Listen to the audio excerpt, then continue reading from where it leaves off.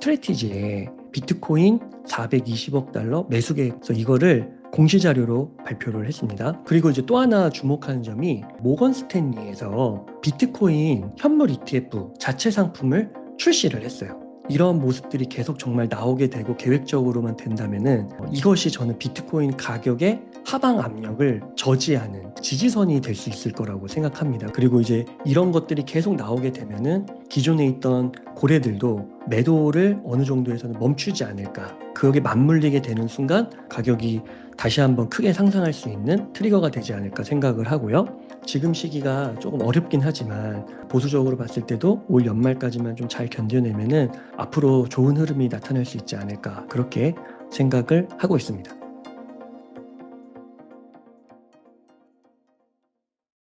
네, 안녕하세요. 성정길입니다. 오랜만에 웅달님 모시고 이야기 나눠보겠습니다. 네, 안녕하세요, 웅달님. 네, 안녕하세요, 성쌤. 아, 요새 이슈가 너무 많아가지고 뭐부터 이야기해야 네. 될지 모르겠지만, 네, 요새 뭐 시황이랑 네, 근황 같은 거 이야기해 주시면 좋을 것 같습니다. 네, 그 오랜만에 성쌤과 방송을 하면서 무슨 얘기를 하면 좋을까 생각해 보다가요. 저희 고래동 공부 카페에 글을 하나 올렸습니다. 네, 그래서 제목은 11년 전에 하나 에어로스페이스 2억 원치 매수하고 80억 된 썰 이거를 제목으로 글을 하나 올렸는데 요거를 통해서 저희가 조금 인사이트를 나눠볼 수 있지 않을까 생각했거든요. 근데 요 이야기는 조금 뒤에 가서 한번 해보도록 하고 요즘에 워낙 이슈가 되는 게 그 이제 미국과 이란의 전쟁, 중동 전쟁이잖아요. 그래서 그 상황을 보면서 비트코인의 현황과 앞으로 어떻게 볼 것인가를 한번 간단하게 이야기를 한번 해보면 좋을 것 같습니다. 우선은 그 유가에는 세 가지 지표가 있습니다. 그래서 다 아시다시피 하나는 이제 WTI, 그리고 브렌트 유, 그리고 이제 두바이 유 이렇게 세 개가 있는데 보통 이제 그 WTI는 그 미국 내수용으로 이제 많이 보고 브렌트 유 같은 경우가 이제 전 세계의 한 6, 70%를 차지하기 때문에 브렌트 유의 가격을 굉장히 주목을 하고 있고요. 그다음에 우리의 실생활과 연결된 게 바로 이 두바이 유라서 이 두바이 유도 한국 주식을 뭐 투자한다거나 한국에서 살아간다면은 당연히 봐야 되는 지표로 보이는데요. 지금 보시면은 중동 전쟁이 어떻게 흘러간다 그거를 이렇게 딱 하나로 정리해서 말할 수가 없는 게 그냥 뭐 하루도 아니고 막 몇 시간이면은 그 뉴스가 바뀌고 그 다음에 뭐 미국이 뭐라고 말했다, 이란이 뭐라고 말했다 했는데 또 그런 적 없다라고 얘기도 하고 그러니까 이게 전쟁이라는 게 기본적으로 적을 속여야 되잖아요. 그래서 치명적으로 타격을 입혀야 되다 보니까 뭐가 뭔지 모르는 상황에서 이제 우리가 이제 시장을 어떻게 돌아가고 있는지 이런 지표를 통해 확인하게 되는데요.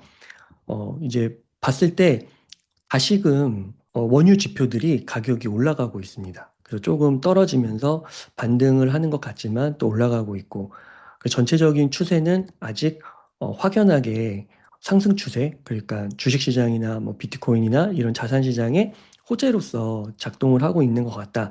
이런 것까지는 아직 섣불리 판단을 내리기는 조금 어려운 것 같아요. 그리고 이제 비트코인 차트를 좀 보더라도 상단과 하단이 좀 막혀 있는 박스권 을 조금 가리키고 있고요.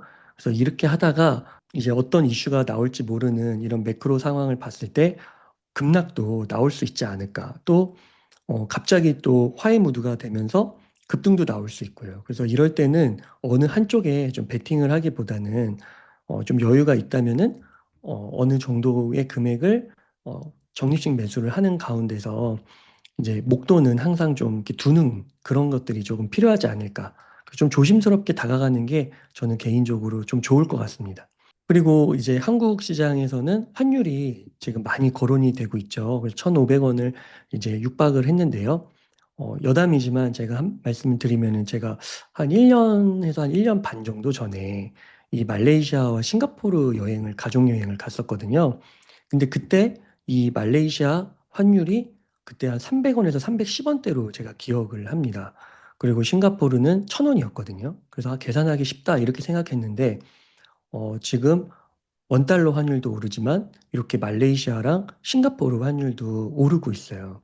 그래서 이 지정학의 시대에 물론 단기적으로는 또 위아래 변동을 하겠지만 중장기적으로 그리고 이 커다란 지정학적인 변화의 큰 흐름, 그러니까 막 5년, 10년, 30년, 50년 뭐 레이달리오 같은 경우는 70년 주기를 말하죠.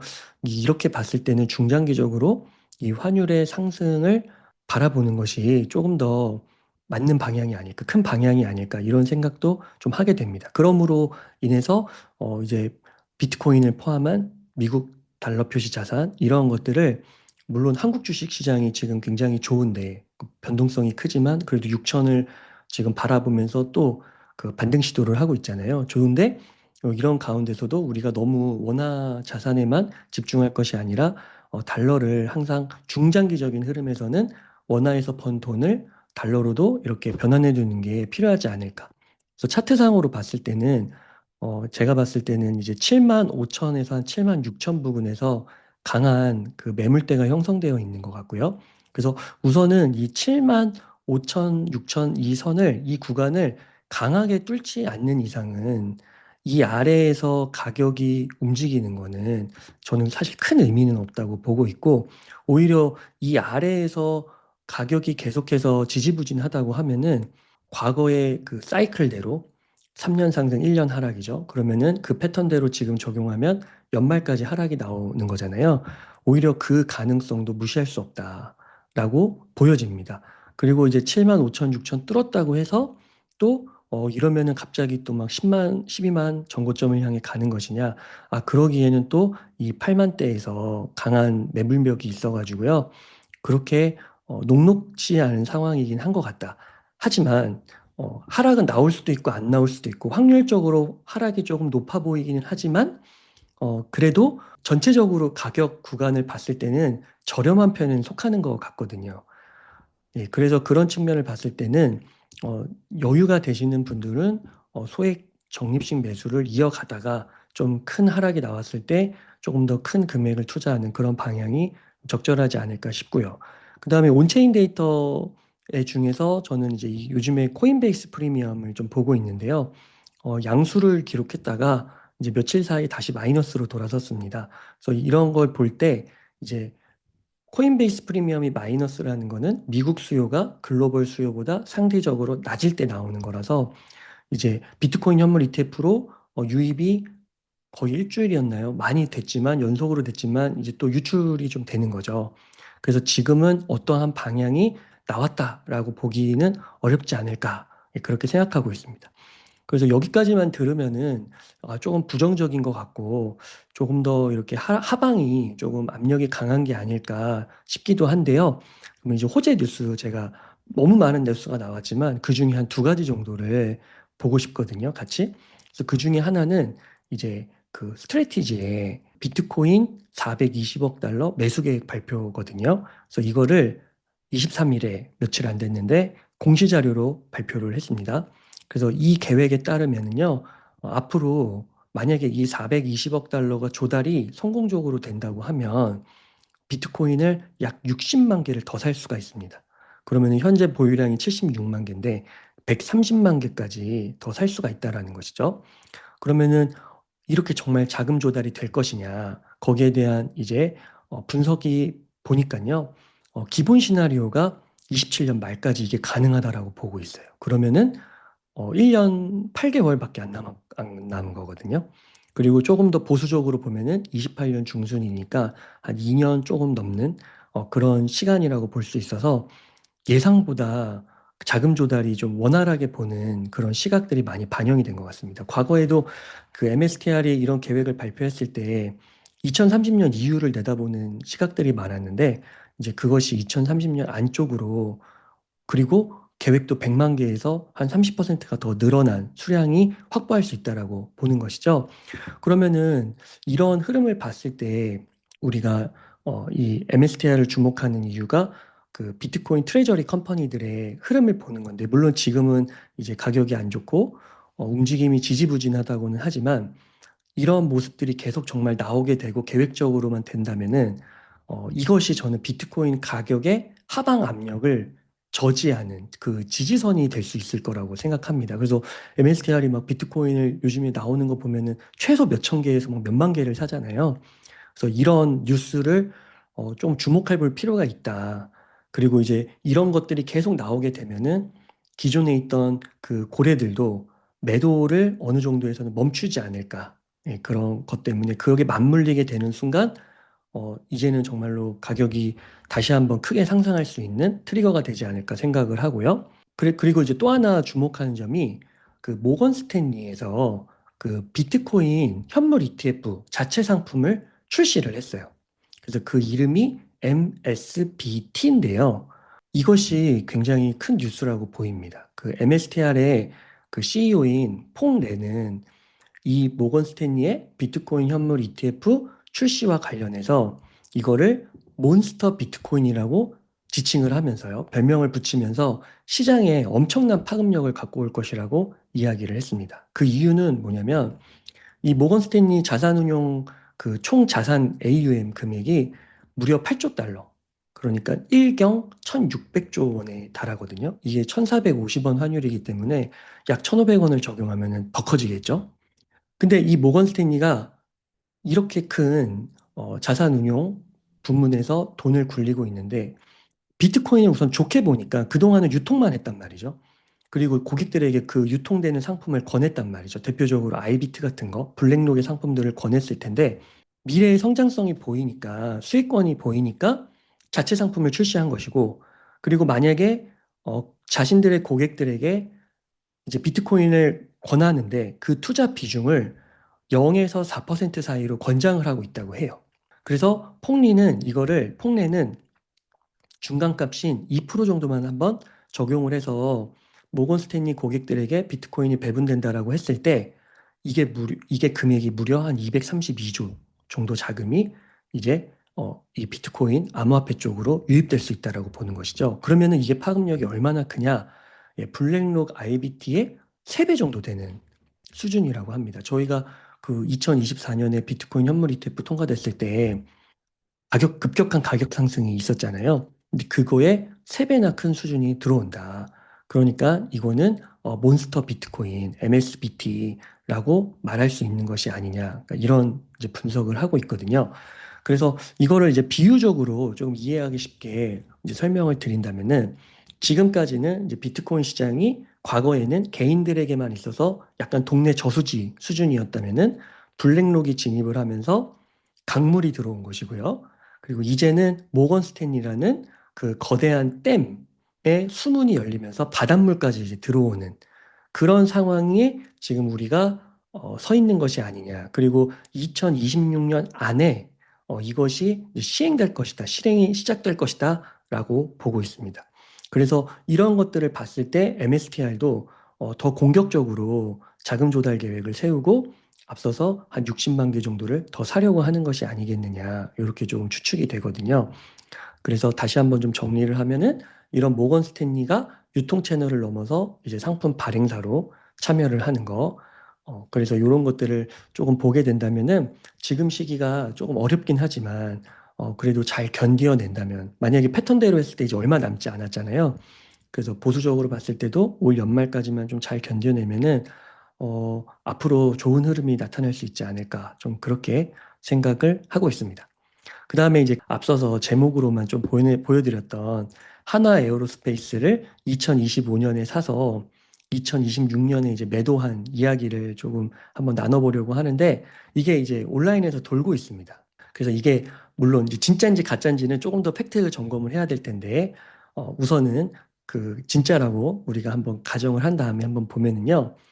이 강항이라는 아이디를 쓰시는 분께서 아내가 2015년에 하나 에어로스페이스 1만 주를 샀다는 거예요.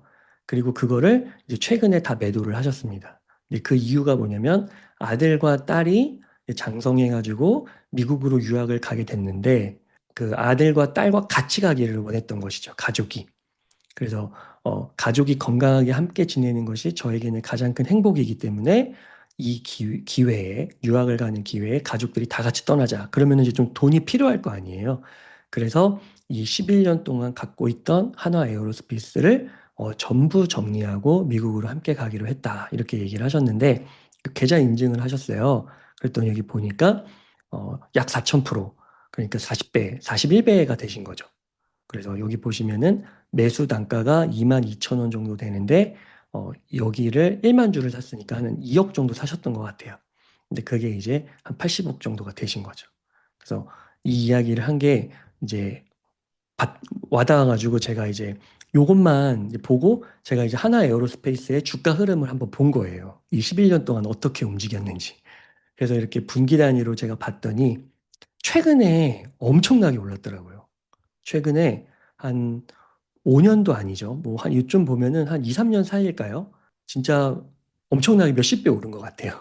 그럼 그 전에는 어땠냐? 그 전에는 보니까 물론 흐름이 나쁘지 않았지만 막 유중도 몇 번이나 하고 하락도 꽤 컸어요. 그래서 막 5년 전을 보면은 2020년 흐름을 보면은 막 그렇게 눈에 띄는 흐름은 아니죠. 22년만 해도 5만 원밖에 안 했어요. 근데 지금 얘가 140만 원, 150만 원 된 거거든요.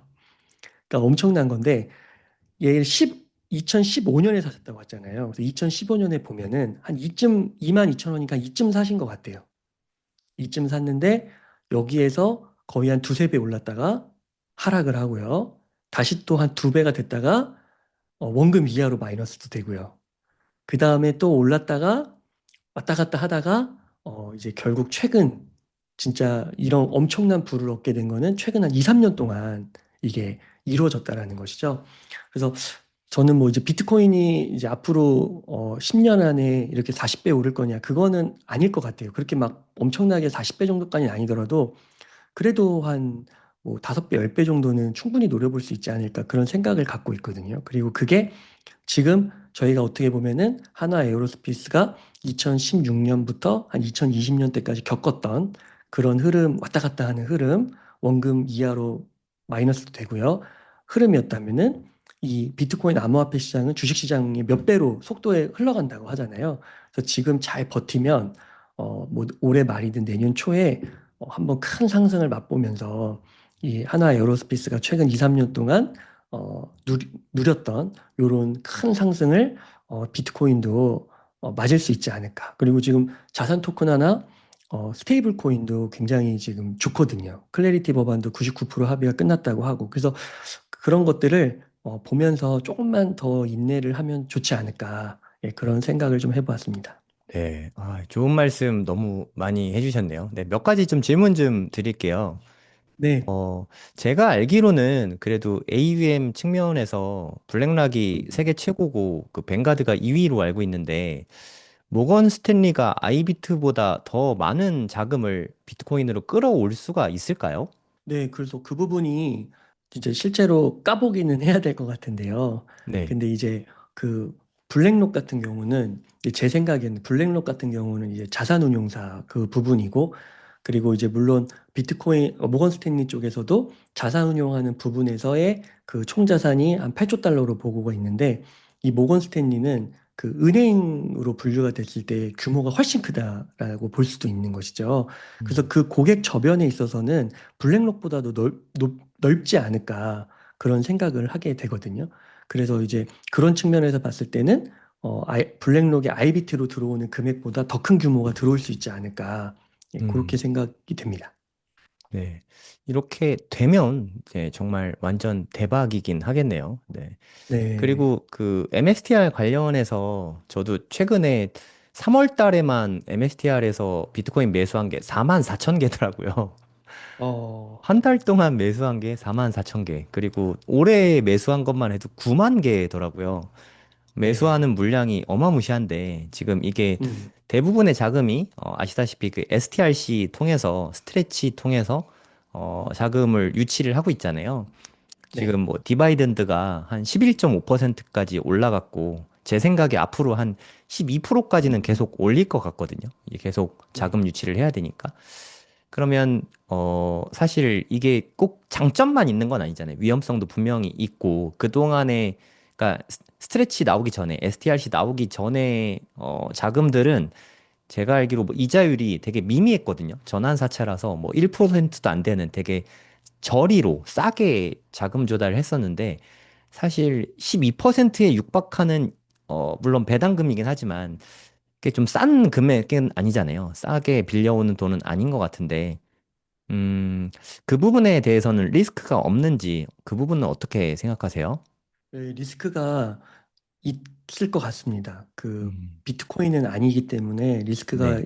있는 것 같고, 그 다음에 실제로도 이렇게 MSTR이 공격적으로 나가는 모습이 결국에는 오히려 비트코인 생태계에 단일 실패점이라고 해서 그거를 제공하는 게 아니냐. 그래서 비트코인에 오히려 나중에 큰 그런 위기를 MSTR이 자초할 수도 있다. 음, 실제로 이렇게 130만 개를 모으게 되면은 비트코인 총 발행량의 거의 6, 7% 정도를 한 기업이 갖게 되는데 네, 어, 이 비트코인이 그 6%라는 게 얼마나 큰 숫자냐면은 유통되는 물량은 대략 한 20% 정도를 잡거든요. 네, 근데 그 20% 중에 6%를 한 기업이 그걸 갖고 있는 거예요. 그래서 그런 단일 실패점, 그런 리스크를 간과할 수는 없을 것 같습니다. 그렇지만 이제 제가 보는 관점은 MSTR이 우선은 그 평단가가 7만 달러, 7만 3천 달러 정도라고 했었는데 그게 네, 무너져도 지금 MSTR이 무너지지 않았죠. 그리고 MSTR이 달러도 충분히 지금 갖고 있습니다. 한 2년치에서 3년치를 확보하고 있거든요. 배당을 줄 수 있는. 그래서 그러한 것들을 고려했을 때는 물론 이제 그런 리스크가 클 수는 있지만 저는 오히려 그 마이클 세일러와 폭레가 지금까지 그런 해온 그런 금융 관리 능력을 조금 더 신뢰하고 싶고요. 그다음에 그 말씀하신 대로 이 비트코인을 정말 근래에 몇만 개씩을 살 수 있었던 거는 결국 STRC로 돈이 들어왔기 때문이잖아요. 그리고 MSTR 주식에 또 돈이 들어와서 그걸 ATM으로 발행했기 때문에 가능한 것인데 그렇게 돈이 들어온다는 이유 자체가 저는 시장이 이런 비트코인의 미래를 부정적으로 보는 건 아닐 것 같아요. 그렇기 때문에 이렇게 큰 돈이 들어와서 그거를 비트코인을 사게 하는 것 같거든요. 그래서 어, 그래서 물론 이제 자산 배분이 필요할 것 같습니다. 그래서 MSTR은 확실히 리스크가 있는 것이고 변동성이 큰 것이기 때문에 자산 배분적인 차원에서 접근을 하면은 좋지 않을까 싶고 많은 금액은 확실한 거, 비트코인 쪽으로 만약에 암호화폐 쪽에서 투자를 한다고 하면은 그렇게 하시고 조금 내가 리스크를 감당하실 수 있고 변동성에서 좀 자유롭다 하시는 분들은 MSTR, 근데 그것도 아니다 싶으신 분들은 STRC, 이런 식으로 리스크 수준에 맞게 투자를 해보시는 게 좋지 않을까. 그리고 만약에 정말 위험하다고 하면은 안 하는 것도 방법이고요. 네. 좋은 말씀인 것 같습니다. 그리고 마지막에 뭐 재밌는 주제였는데, 하나 에어로스페이스 그 관련해서, 네, 이거 보니까, 하나 에어로스페이스를 몰빵을 해서 한 10년을 갖고 있으셨던 것 같거든요. 2억 네, 2천이면 적은 금액이 아닌데, 그 네, 11년 전이라서 사실 그게 지금 2억 2천과 11년 전 2억 2천은 코로나 이전과 어, 이후로 정말 많이 다르잖아요. 아실 테지만. 맞습니다. 그렇게, 하나 에어로스페이스 한 종목만 이렇게 한 이유가 뭐였을까요? 네, 저는 그게 좀 궁금하더라고요. 어떤 확신이 어, 있었길래. 네, 그래서 저도 이게 이제 구체적으로 내용을 더 음, 상세하게는 이제 서술을 안 해주셔서 아, 네. 요것만 이제 보고 판단을 한 건데 아마 2억 우선은 이제 좀 만약에 그 자산 배분적인 측면이 있으셔가지고 해석을 한다고 하면은 에어로스페이스에 한 2억 정도 넣으실 수 있는 분이면 다른 음, 자산도 많이 아, 갖고 계시지 않았을까라는 생각이 들기도 하고요. 네. 그리고 만약에 정말 다른 자산 배분이 안 돼 있는 상태에서 하나 에어로스페이스에 많이 투자를 했다면은 뭐 마치 저처럼 저 그냥 비트코인에 많은 부분을 넣은 게 아닐까 싶기도 하고요. 음, 근데 이제 하나 에어로스페이스가 아무래도 그런 것도 있는 것 같아요. 이건 다 이제 저의 이제 다 뇌피셜인데 그 우리나라가 그래도 군사력 그리고 국방비 수준에서 전 세계 5위 정도 되더라고요. 네. 그러니까 그런 거를 보시면서 이 투자를 하셨던 게 아닐까. 왜냐면 또 우리나라가 그 평화롭긴 하지만 분단 국가이긴 하잖아요. 네. 그러다 보니까 그런 걸 고려했을 때 과연 방산을 망하게 하겠느냐. 뭐 음. 그런 것도 있었을 것 같기도 하고요. 그래서 공부를 많이 하시면서 추적을 하시지 않았을까 싶습니다. 그럼 웅달님이 비트코인 위주로 아까 집중해서 모았다고 말씀을 하셨는데, 그럼 웅달님은 나중에 우리도 뭐 비트코인 많이 올라갈 수 있잖아요. 뭐 100만 달러 넘어갈 수도 있는 거고, 뭐 10배 뭐 이렇게 올라갈 수도 있는 건데, 그럼 웅달님의 비트코인 매도 계획은 어떻게 되세요? 네, 저도 이제 이번에 하락장을 좀 경험을 하고 네. 또 이번 하락장은 좀 저에게 더 좀 의미가 있었던 거는 이제 제가 지난 하락장에서는 그 금액이 그렇게 크지가 않았고 계속 모으는 과정이었고, 네, 그다음에 그때는 이제 저 혼자만 이제 투자하고 저희 가족들만 공유하고 이런 수준이었는데, 네, 이제 이번 하락장은 다른 분들하고 함께하는 고래동 공부분들도 많고요. 네, 그리고 이제 투자된 금액도 이미 많이 들어가 있는 상태라서 확실히 이게 장이 꺾이고 폭락을 하면 그 금액이 많이 빠지더라고요. 그러면은 음, 아무리 내가 공부를 많이 하고 막 버틴다 하더라도 시간이 또 길어지고 하면은 괴롭기는 마찬가지더라고요. 물론 정도의 음, 차이는 있겠지만 그러면서 자산 배분에 대해서 많이 생각을 하게 됐습니다. 그래서 음, 이제 앞으로 만약에 이제 비트코인이 현재 한 1억 정도인데, 네, 저는 이제 뭐 5억, 10억 정도 가는 거는 의심이 별로 없거든요. 네, 그래서 만약 그렇게 된다고 하면은 일단 지금의 그 예를 들어 지금 내가 갖고 있는 물량이 1억인데 나중에 5억이 되면은 뭐 똑같은 금액이지만 물량을 5분의 1로 줄여도 되는 거잖아요. 사실 그 음, 지금의 수준에 맞춘다고 하면은요. 네, 뭐 그런 식으로 조금 마음에 좀 여유를 가지려고 합니다. 그리고 저분도 이제 88억 저렇게 되신 거에 있어서는 분명 2억으로 굴릴 때와 88억을 굴릴 때는 완전 마인드가 다르실 것 같아요. 네, 그래서 그 예를 들어서 2억으로 투자해서 80억이 되셨는데 예를 들어 한 50% 매도하고 40억으로 굴리셔도 되는 거잖아요. 음, 40억은 안전자산으로 좀 변동성이 작은 뭐 부동산이라든지 금이라든지 이런 쪽으로 빼도 되는 거잖아요. 그래서 네, 저도 앞으로 뭐 한 5억 정도? 5억 정도 한 4, 5억 정도 되면은 조금 자산 배분을 조금 하려고 합니다. 그래서 뭐 그때 이제 조금 더 뭐 부동산 업그레이드가 필요하다고 하면은 부동산도 좋을 것 같고요. 그리고 이제 음, 미국 주식 뭐 QQQ 같은 정도 예, 그런 것들도 괜찮을 것 같고요. 그리고 금도 좋을 것 같고요. 그래서 음. 그런 식으로 자산 배분을 지금부터 좀 미리미리 생각하고 있습니다.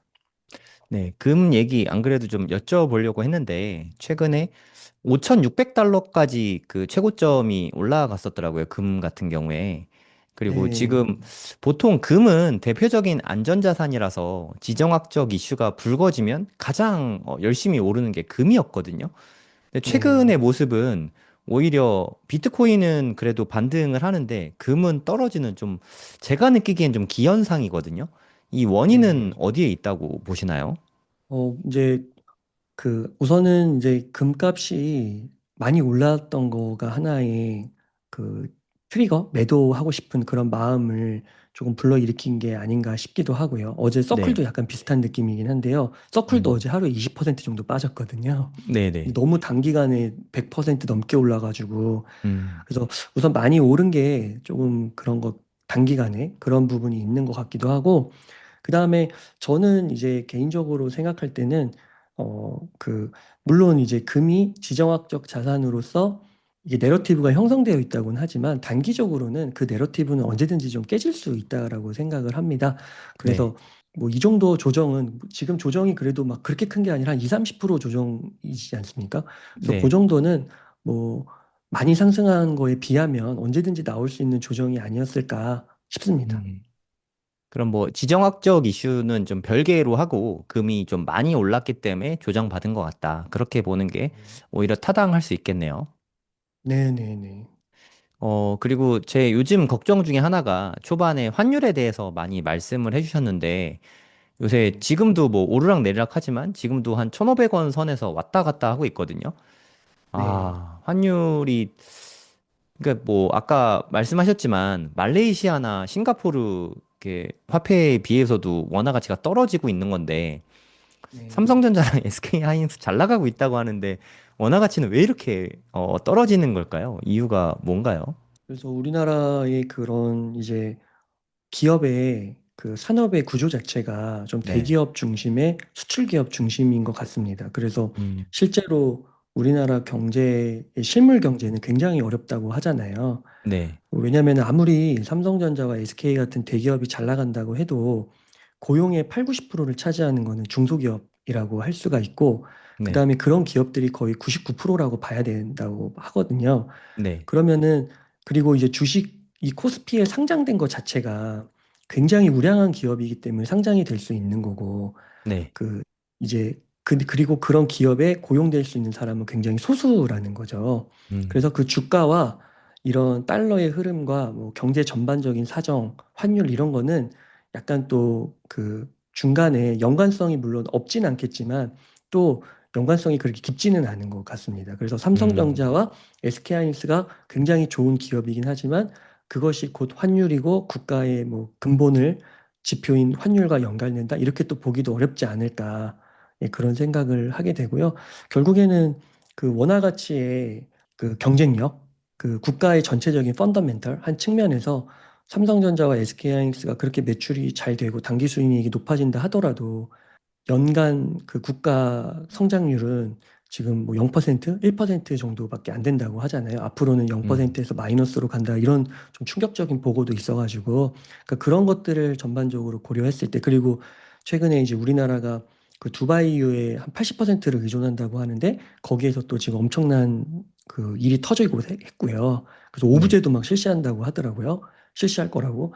그러니까 그런 것들이 좀 중첩되면서 이런 문제가 좀 발생되는 게 아닌가. 그래서 이제 그 좀 부정적으로 보면은 우리나라 이제 미래 산업이 여러 가지가 있는데 뭐 반도체뿐만 아니라 다양하게 있잖아요. 근데 그런 부분들도 근 몇 년 내에는 다 이제 가깝게는 중국이죠. 중국에 다 추월될 것이다. 뭐 이런 보고도 있고요. 그래서 펀더멘털적으로 국가 전체적으로 어떤 특정한 한두 개의 기업이 아니라 펀더멘털적으로 좀 구조에 대한 개혁과 혁신, 예, 이참 말하면서도 쉽지 않은 과제라는 느낌이 들고 좀 너무 큰 얘기 같긴 한데 예, 그런 게 좀 수반돼야 되지 않을까 싶습니다.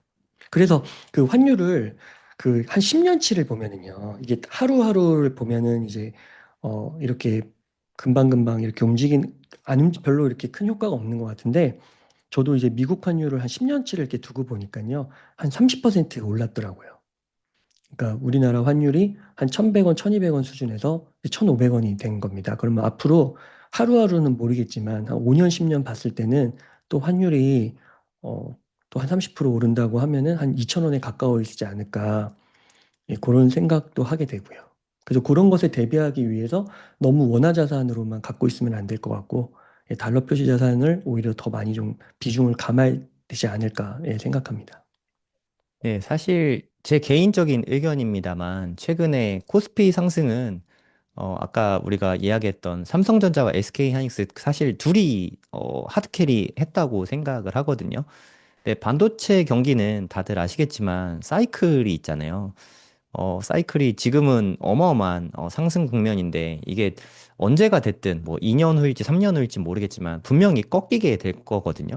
그리고 반도체 경기가 꺾이기 한 1년 전부터는 주가가 되게 빠른 속도로 빠지게 되는데 저는 그 시점이 사실 너무 걱정이 됩니다. 지금은 그나마 GDP를 아까 말씀하셨던 마이너스까지 안 가는 이유가 저는 그래도 메모리 경기가 좋아서라고 생각을 하고 있거든요.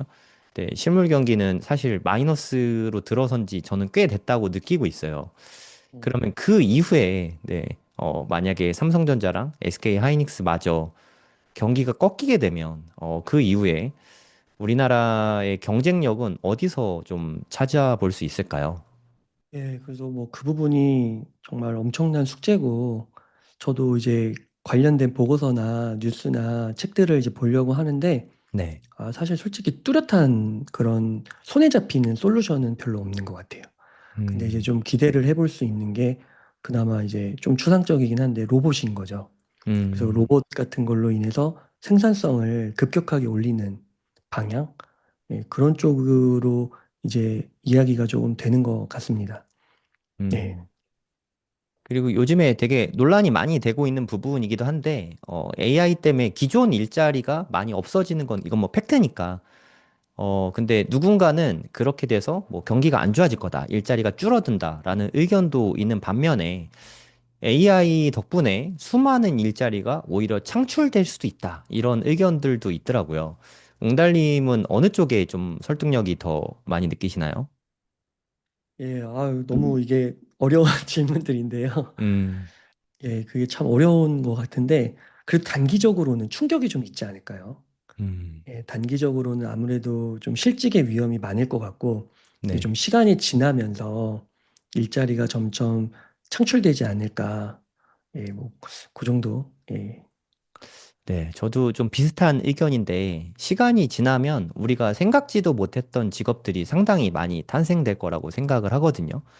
근데 지금 단기적으로 뭐 3년에서 5년, 뭐 길게 보면 10년 동안은 대단히 큰 혼란이 찾아올 수밖에 없을 것 같아요. 그러니까 저는 모든 혁명이 다 마찬가지라고 생각을 하거든요. 뭐 산업혁명 일어난 다음에 뭐 농민들 숫자가 뭐 대폭 줄어들었겠죠. 그러니까 시대가 정말 완전히 좀 변하고 있다는 생각이 좀 많이 들거든요. 앞으로 뭐 점점 그 주기가 짧아질 거라고 생각도 들고, 닷컴 버블이 일어나고 실제로 M7이라고 말하는 그 엄청난 빅테크 기업이 탄생하기까지 제가 봤을 땐 한 20년 걸린 것 같거든요. 근데 AI가 정말 가시화되고, 그러니까 챗GPT라는 뭐 가시화된 다음에는 그 기간이 너무 많이 짧아져서 정말 혼란스러운 것 같아요. 그러니까 좀 준비 기간이 너무 없는 거 아닌가 하는 생각도 좀 많이 들더라고요. 이럴 때 그냥 우리가 뭘 어떻게 대비해야 되나 거기까지 생각하면 저도 웅달님하고 마찬가지로 정답이 없더라고요. 너무 어렵기도 하고 그냥 지금 현재 내가 할 수 있는 거에 좀 집중하고 그리고 좀 소비도 좀 줄이고 지금 사실 비트코인 가격도 사실 너무 좋지 않습니까? 조금이라도 더 모으고 오래 가져가고 하는 게 그나마 좀 정답은 아닐지 몰라도 위험 대비하기에 제일 좋은 방법인 것 같아요. 그 미국의 어떤 팟캐스트에서 좀 들은 내용인데요. 네, 그분도 AI 시대에 어떻게 이제 그 우리가 대비해야 되냐. 지금 미국은 실제로 지금 컴퓨터공학과 다니는 친구들도 아예 취업이 안 된다고 그러더라고요. 네, 그런데 이제 이미 엎질러진 물이라서 그 충격을 단기적으로는 무시할 수 없다라고 얘기하면서 이제 그분은 이제 비트코인을 너무 좋아하시는 분이라 그냥 비트코인 모으라고 열심히. 음, 그래서 비트코인 열심히 모아서 한 5년, 10년 버티면 이제 경제적인 문제가 해결되면서 자연스럽게 그 AI의 공포로부터 그 헤어나올 수 있을 것이다. 그래서 이제 여러 가지 당연히 뭐 그 시대가 지나면서 재교육도 받아야 되고 그 AI 툴도 잘 다루는 법을 공부해야 되고 이런 얘기들을 하는데 우선은 너가 비트코인을 사서 자산가가 되라 이렇게 이야기를 하더라고요. 그러면서 비슷한 말씀이세요. 지금 가격도 나쁘지가 않으니까 계속해서 매수를 해라. 그리고 이제 AI 시대가 오면은 그 AI 에이전트의 시대가 오면은 이제 AI가 알아서 다 이제 많은 부분을 이제 감당하게 되면은 결국에는 이제 결제 라인이 붙게 되는데 그때 결제 라인을 붙었을 때 결국은 이 암호화폐가 결국은 쓰일 수밖에 없다라는 거예요. 그게 스테이블 코인이든 비트코인이든 뭐가 됐든. 네, 그래서 그런 관점에서 봤을 때 비트코인은 어떻게 보면 하나의 블록체인 상에서의 금융망의 그 기준점이 되는 것이죠. 그 기축통화가 되는 것이죠. 가치 저장 수단, 가장 최고의 담보물이 되는 것이죠. 그래서 물론 다른 코인들이 많이 오를 수 있지만 비트코인은 확실한 거기 때문에 그래서 최근에 블랙록도 보면은 비트코인하고 이더리움 두 개만 집중해서 봐도 충분하다라고 얘기를 하더라고요. 그래서 네. 그런 면에서 봤을 때 좀 공부를 만약에 이런 암호화폐 쪽이나 비트코인은 지금 가격이 안 좋아서 눈에 안 들어오실 수도 있는데 이럴 때 오히려 공부를 하고 보시면 정말 그 하나 에어로스페이스를 22,000원에 저가에 잡는 그런 것처럼 음. 비트코인도 그렇게 될 수 있지 않을까. 저는 이제 그렇게 생각을 하고 지금도 조금씩 조금씩 계속 정식 매수를 하고 있습니다. 네, 우리가 뭐 까놓고 얘기해서 하나 에어로스페이스 같은 기업을 찾는 건 저는 불가능하다고 생각합니다. 하나의 네. 기업만 딱 찾는 거는 정말 이거는 워렌 버핏 정도의 능력이 있지 않은 한은 정말 힘든 일이라고 생각하고 사람이 하는 일은 정말 우리가 예측이 불가능하지 않습니까? 그런 의미에서 비트코인이 그런 면에서 참 좋은 것 같아요. 네, 아까 옹달님 말씀하셨듯이 한 5억 정도 되면 뭐 대략 뭐 한 35만 불? 네, 그 정도. 지금 가격에서 한 5배 되겠네요. 그 정도가 되면 네, 일부를 매도해서 뭐 부동산이나 뭐 금이나 그때쯤 자산 배분을 해도 좀 충분한 것 같고 지금은 오히려 비트코인으로 자산을 좀 집중시키는 게 더 이득이 많은 시기라고 생각이 듭니다. 특히나 국내 주식 하고 있으신 분은 비트코인을 조롱의 대상으로 삼지 마시고 일단 갈아타기도 좀 적극적으로 고려해 볼 만한 시기가 아닌가 하는 생각도 좀 들거든요. 네. 그러니까 뭐 다 팔고 다 넘어갈 필요는 없겠지만 일부 뭐 한 2, 30%라도 매도하고 갈아타기에 되게 좋은 시기가 아닌가 뭐 그런 생각이 듭니다.